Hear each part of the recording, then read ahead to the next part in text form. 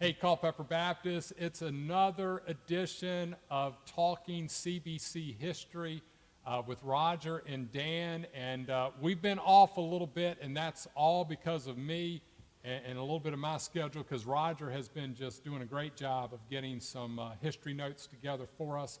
So we're excited to do this again, and again, please let us know what pieces of our history you'd like to know more about, and we'll do some research and do another show on that in the future. As most stories go with Culpeper Baptist, we like to often go back to those 12 Baptist preachers that were imprisoned in the Culpeper Jail. And so today we're going to tell you the story about one of those, William McClanahan. And so Roger, just start us off with who William McClanahan was. William McClanahan was born in Westmoreland County, Virginia, about 1733. He was a Baptist minister as well as a soldier. He was one of the 12 Baptist preachers jailed in Culpeper. During the 1760s, most of the colonists in Virginia were of the Anglican faith, as they had been in England. Only the Anglican Church was legal in Virginia at that time. There was a rise of the Baptist Church in Fauquier County, Virginia. Among the Baptist ministers was Reverend William McClanahan. He served as assistant to John Pickett at Carter Run's Baptist Church in Fauquier County. Episcopal ministers would go to the Baptist services and take notes of the comments from the pulpit. These notes were used to obtain arrest warrants against the Baptist ministers. Which is not how people take notes of Baptist preachers today. They don't usually go take them to the magistrate to get me arrested. But back then, the Episcopal Church was out looking for them and trying to create a problem. That's correct, but I have seen some people taking notes of your sermons. So. I know, believe me, I get emails. Okay, William McClanahan was arrested on 21st of August, 1773, along with Nathaniel Sanders, pastor of the Mountain Run in Orange County. The charges that they did teach and preach contrary to the laws and usages of the Kingdom of Great Britain. And I think that's a great way to describe what these pastors were up against. They weren't questioning whether they were doctrinally sound based on Orthodox Christian teaching necessarily. It was a government charge of what they were being charged with, and I think it just shows why, again, our Baptist ancestors were so adamant about not letting government have influence on religion. Reverend William McClanahan had led a somewhat rowdy career in his youth, becoming locally famous for his physical power and fondness of displaying it. It's sort of holy terror to the youths who were seeking trouble or spoiling for a fight. And Roger, wasn't that kind of the story of a lot of these guys? They were a little rambunctious. Well, we're talking about the early colonists, right, and they had to be tough. Right. But they probably wouldn't make the greatest of church members if we just brought them out of that time and placed them right in the middle of our church today. I mean, they were rowdy, rambunctious, ready to go kind of folks. And they would test their skills against each other. Yep. Okay, but when he got religion, and soon it was being said that he had become a Baptist preacher for the fun he would have in quelling the disturbances at Baptist meetings. All right. The favorite young sons of the established church often went out on a spree, indulging in the sport of breaking up such meetings and hazing the meek young preacher of that creed. During one of his first appearances with two other preachers, several men set out to cause mischief and to proceed in a loud voice to disrupt the service.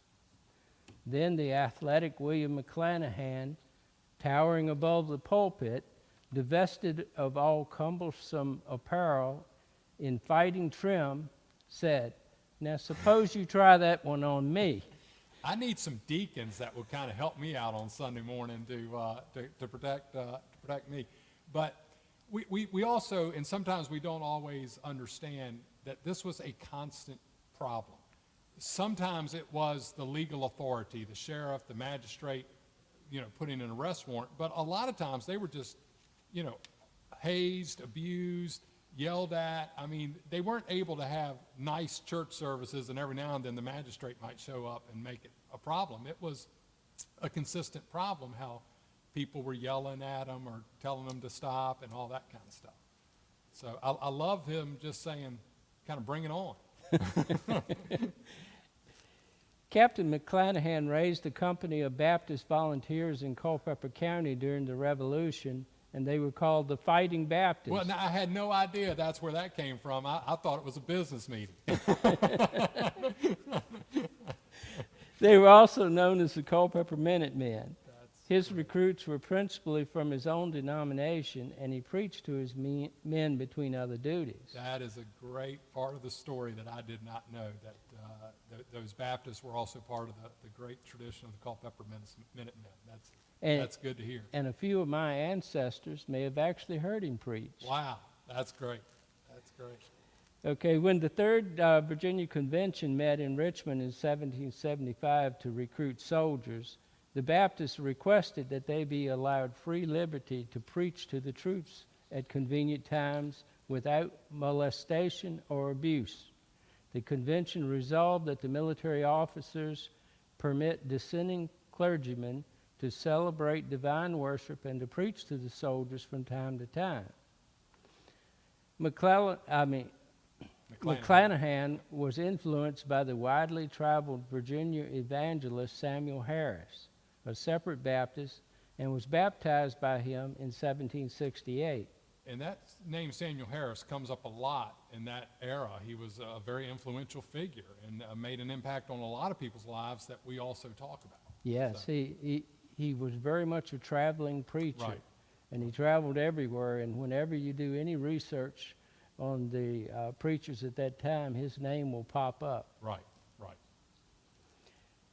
William McClanahan joined others as constituent members of the Carter's Run Baptist Church, which in 1768 became the first separate Baptist church in Northern Virginia.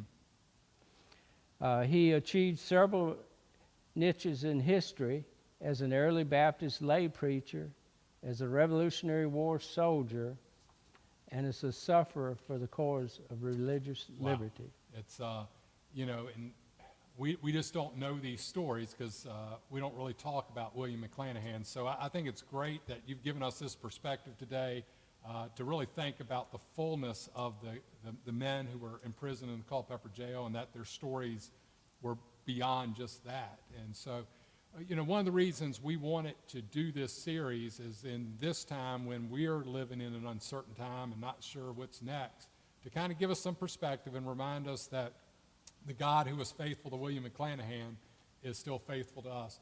Roger, talk about some of your source materials for these talks.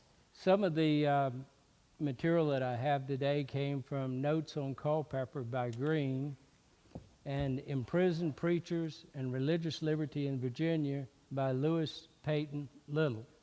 All right. Thank you for your research, for telling us this story. We're going to bounce around a little bit at our next segment on Talking History with Roger and Dan. We're going to talk about the construction of the building that we are currently in, so be sure to tune in for that one.